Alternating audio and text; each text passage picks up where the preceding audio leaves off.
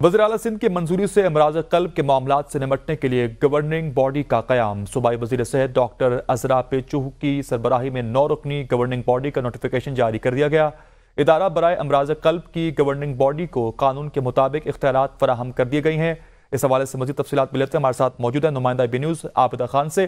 عابدہ، آگاہ کیجیے گا اس حوالے سے مزید۔ جی بالکل، وزیر اعلیٰ سندھ کی منظوری سے امراض قلب کے معاملات سے نمٹنے کے لیے گورننگ باڈی کا قیام جو ہے اس کے اوپر بات کی گئی۔ صوبائی وزیر صحت ڈاکٹر عزرا پیچو کی سربراہی میں 9 رکنی گورننگ باڈی کا نوٹیفیکیشن بھی جو ہے جاری کر دیا گیا ہے۔ ادارہ برائے امراض قلب کی گورننگ باڈی کو قانون کے مطابق اختیارات فراہم ہوں گے اور گورننگ باڈی اداروں امراض برائے قلب کے تمام مالی اور انتظامیہ کی نگرانی کرے گی۔